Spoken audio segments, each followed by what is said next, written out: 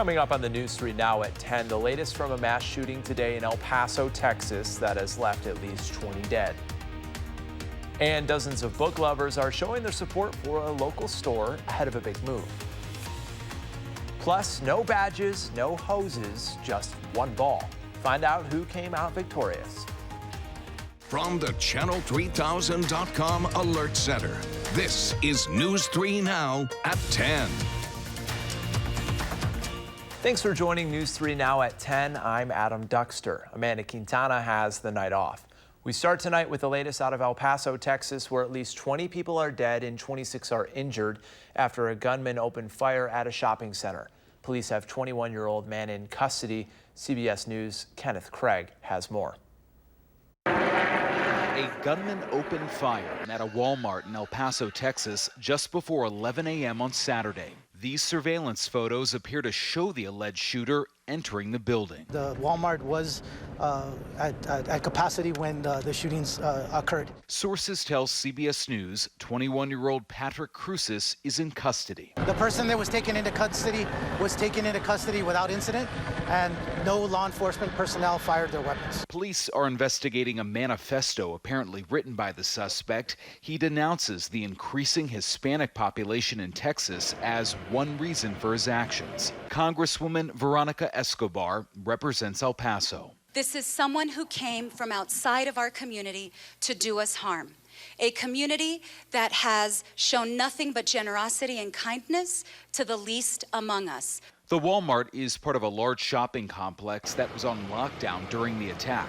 Video from behind a closed gate shows police quickly moving through the Cielo Vista Mall. People just started bolting straight into the store in order to get to cover. Employees and shoppers say it took some time before they realized what was going on. And I wasn't really paying attention, but I heard do, do, do, and then it went do, do, do, do.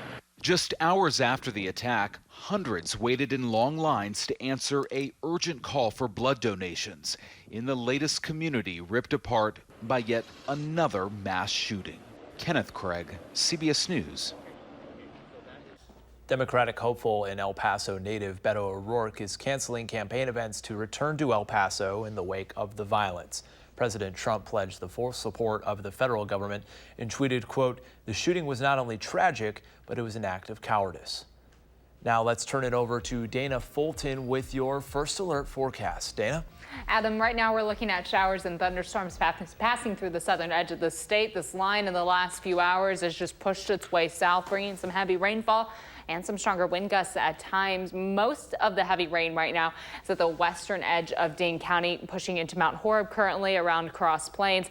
Waunakee, you're seeing showers currently just outside of Prairie du Sac. We have some light rainfall. Arena also dealing with some heavier showers right now. Lone Rock, you'll be dealing with rain coming on in the next about 15 to 20 minutes. But these heavy showers are going to continue to pass south, push towards the state line. This is all associated with the cold front just to the north, unfortunately not bringing us any cooler air overnight. At about 67 in Madison, 69 in Lone Rock, and 70 in Platteville right now. Temperatures only drop a few more degrees overnight. Tomorrow it'll be humid and warm yet again, with another chance for some showers and thunderstorms. But we'll take a closer look at what the week ahead holds and a little bit of a cool down around the corner in just a few minutes. Adam? Thanks, Dana. See you in just a bit. More local news now. Officials are investigating a brush fire in Columbia County this morning where they found used fireworks nearby. The Columbia County Sheriff's Office received a report of the fire at French's Creek Wildlife Resort in Fort Winnebago just after 11 o'clock. Deputies say the group who called was fishing in the area when they noticed fireworks going off behind them. They later saw a fire break out in a dry brush area near the parking lot. Officials say the fire was roughly half the size of a football field and no injuries or property was reported damaged. Police say two men in their 20s were seen in the area before the fire was discovered. Officials say a La Crosse police officer was shot today but was saved by his bulletproof vest. Police say the suspect, who has a history of drug arrests, was also shot and is being treated at a local hospital. Police were called to an apparent domestic disturbance at 3:15 this afternoon. One officer was shot soon after he arrived but was released after treatment at a local hospital. The officer's name has not yet been released. Police are searching for a man involved in an armed robbery in Fitchburg early this morning. Officers were dispatched to the 1600 block of Whistling Pines Way just before 5:30 today after reports of an armed robbery. Officials say they made contact with the victims who were in their car when the robber approached.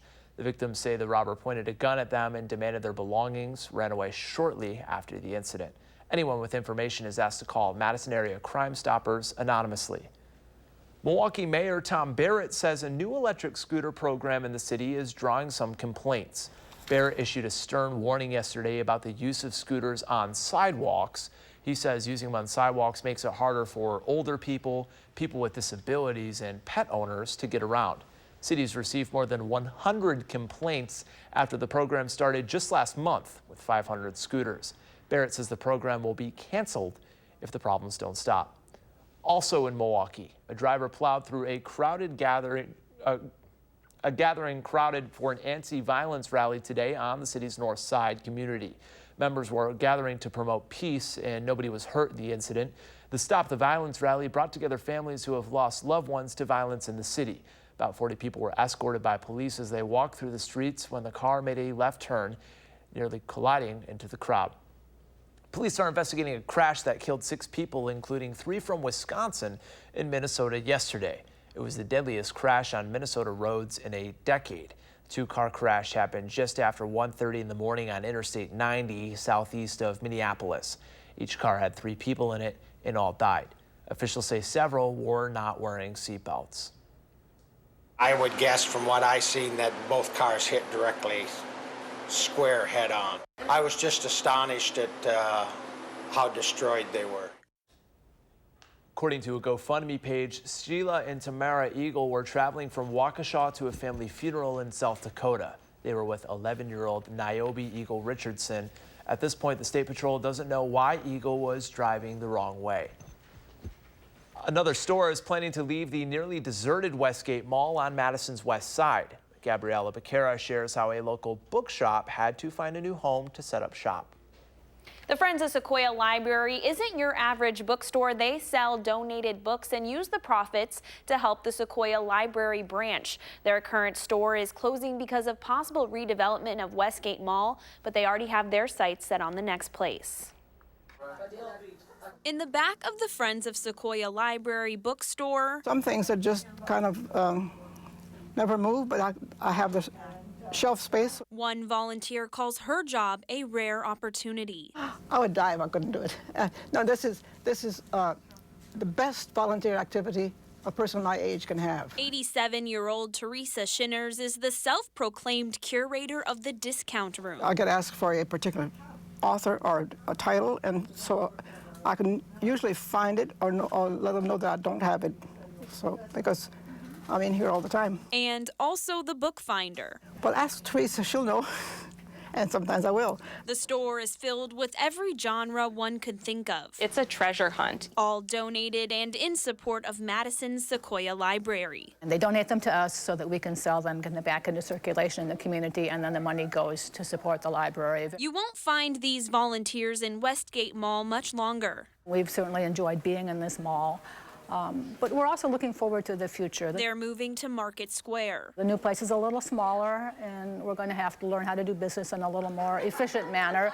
But I think change is good, and we have a very strong group of volunteers who work well together, and I think we'll keep doing that and keep being able to recycle the books in the community and at the same time support our library. With tighter quarters, there may not be space for a discount room. I take care of the foreign language section in the regular section, so there's still a need for me. It's just that my fulfilling job as the curator will be limited. So. But for as long as she can, you'll find Teresa near the books. In a few years' time, I won't even be able to do this much, but as long as I can do this and enjoy it.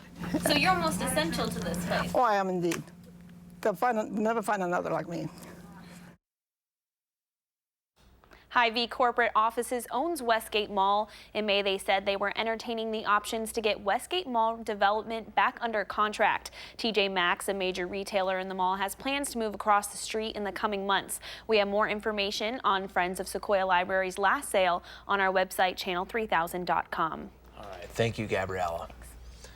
Madison police and fire squared off this afternoon in a battle of the badges. The match kicked off at Stevens Field prior to Forward Madison FC's contest. MPD and MFD have faced off in competitions before, but today's showdown was the first ever matchup in soccer. Forward Madison officials say the excitement building around Madison with pro soccer made today's game a no-brainer.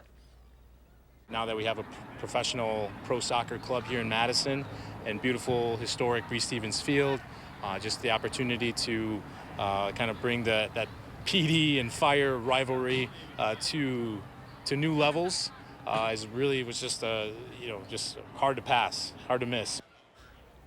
There was no fire, but Madison Fire smoked the competition, winning 7-0. All proceeds from the game go to Madison School and Community Recreation, an organization dedicated to providing after-school programs and recreation to students within the MMSD. Investigators are expecting toxicology results to determine how the granddaughter of Robert F. Kennedy died. 19-year-old Saoirse Kennedy Hill died Thursday when she was found unresponsive at the family's compound.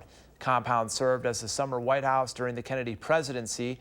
Saoirse was on summer break when she was at home. She's going to be a senior at Boston College this year, studying communications.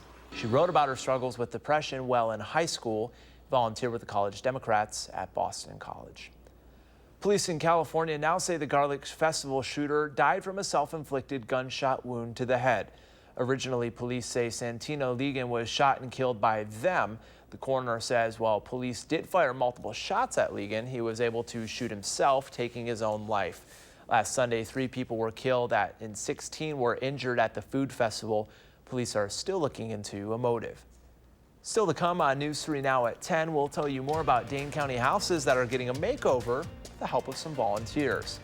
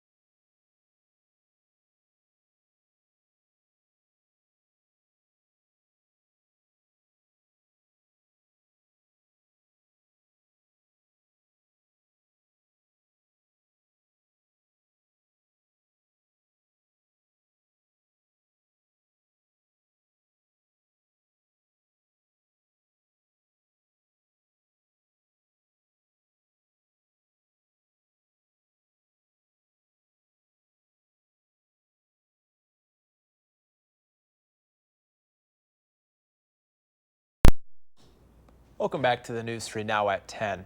5 houses in Dane County are getting a makeover today from Paint-A-Thon volunteers. Paint-A-Thon is a project run through Project Home, an organization that's painted more than 500 houses over its 31 years of painting. The program chooses applicants who fall into a low to moderate income for Dane County. Summer Project Home is working with senior citizen homeowners who are no longer able to physically paint the homes themselves. For people like Betsy Geffert, Project Home also fixed her gutter, porch, and roof through its Hammer with a Heart program this past spring. From what has been done with Project Home, the physical aspect of the house, I mean, I can stay here. I keep saying if I had my washer and dryer on the first floor, I would stay forever. The goal is to allow them to live in their home with dignity, and it just gives them a couple more years. Their house looks great after we're done. Project Home worked with Geffert for a year to prepare for today's event. It was the first time Geffert had her house painted in 23 years. Vegans and animal rights activists gathered at the second annual Madison Vegan Fest today. The fest informs participants on protecting animals, the environment, and one's health. Speakers and chefs shared insight on vegan diets at cooking demonstrations. Multiple local food vendors also came to the event, some to sample their products and others to sell hot meals. All of the food was vegan, even the macaroni and cheese and chicken drumsticks. It's really just about trying new things, taking it slow, starting out with an event like this where you can ask whatever questions you need. Anyone with questions on veganism, animal rights, or concerns about a vegan diet was also able to visit the Ask a Vegan table. Root music musicians were rocking out with festival attendees today at the 16th annual Sugar Maple Music Festival in Monona.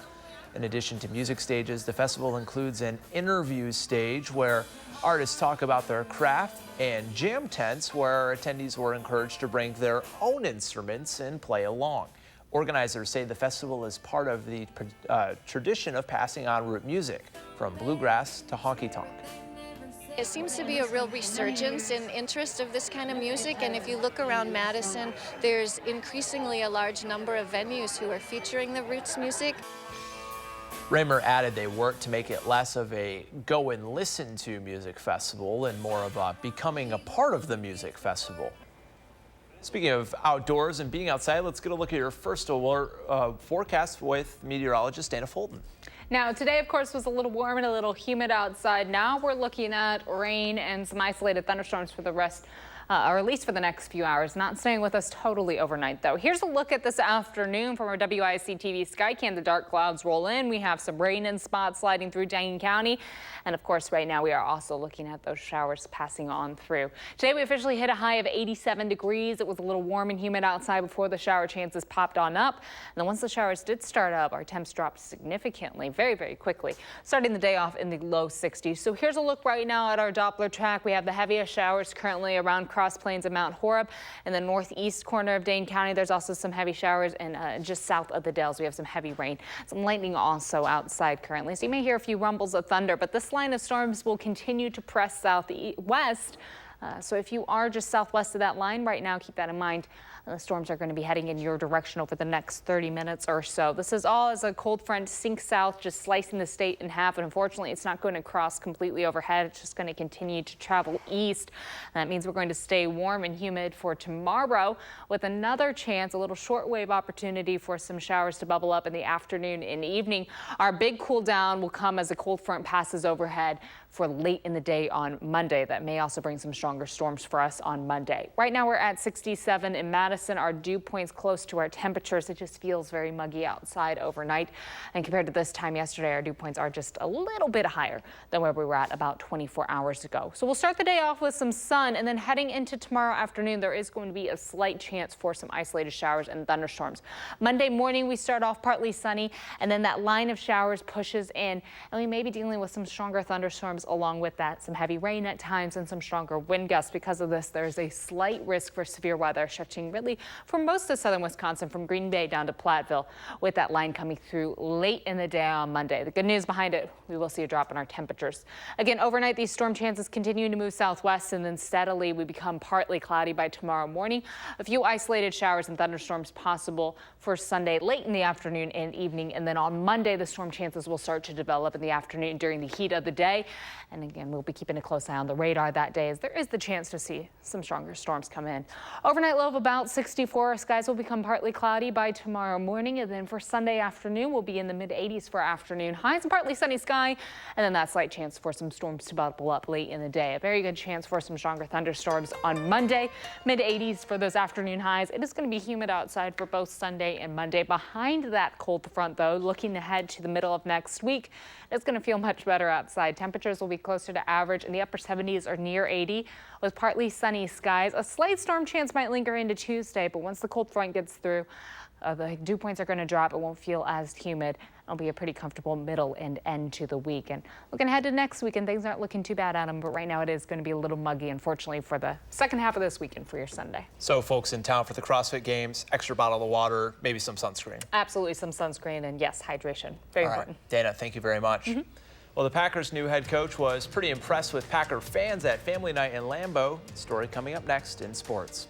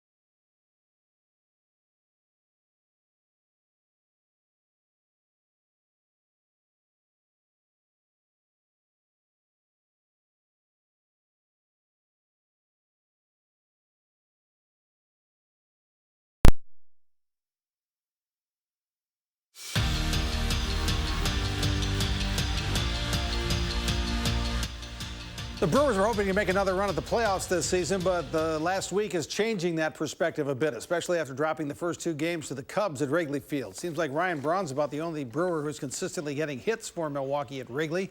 Braun drives in the only Brewers run of the game. They were 1 for 7 with runners in scoring position again today.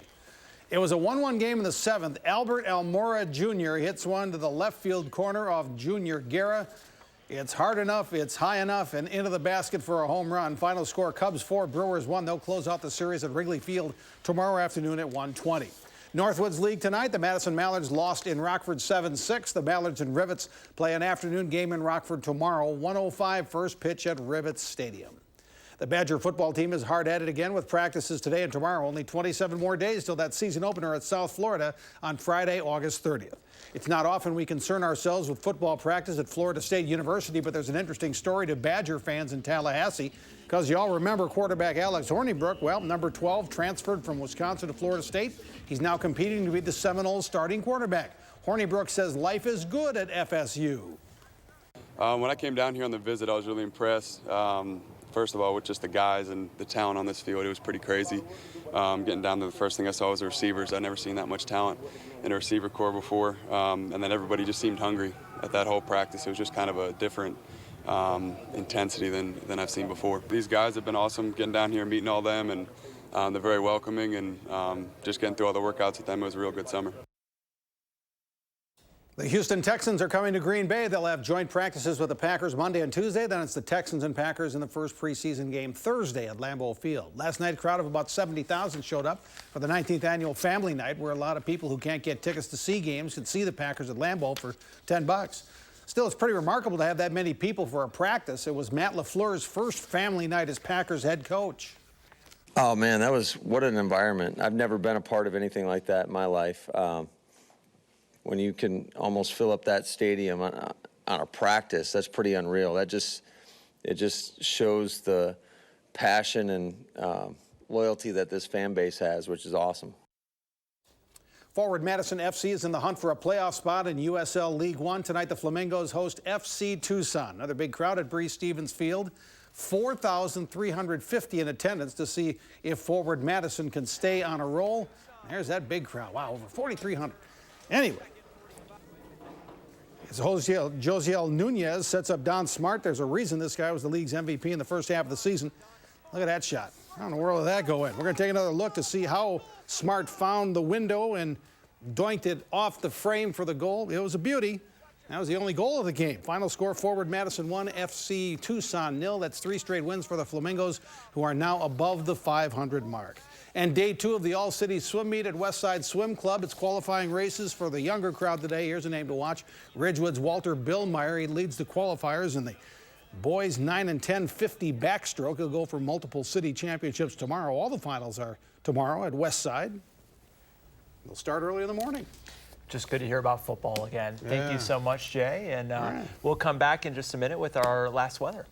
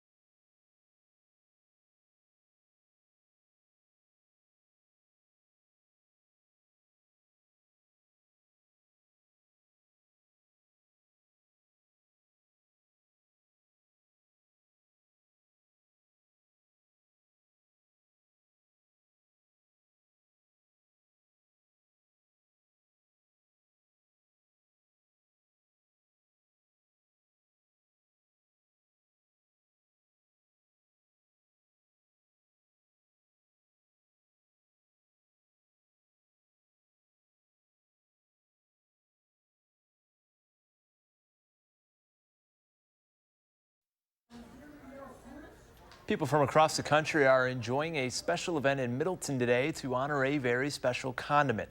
National Mustard Day featured games, food, music, even a special mustard-flavored custard from Culver's. One organizer says this is one of his favorite days. And people are just happy to be here. They're very supportive. The city of Middleton is fabulous. They welcomed us 10 years ago when we arrived, and they expect there to be Mustard Day, and we are always happy to oblige. The theme of this year's festival is Carpe Dijon, or Squeeze the Day. But I do have to be honest with you two, I did not try the mustard custard. I took a pass on that. Why not? You missed out. Yeah. One of our floor crew, Lee, she pulled up the list, and there were so many different flavors and kinds. My question, do you remember the purple mustard they had, or when they did the green ketchup years ago? I wonder if they had purple mustard there. Not a fan, but I tell you what, I am a fan of ice cream, and I hope y'all are too. But hey, we hope you have an awesome night. Thanks for joining in with us.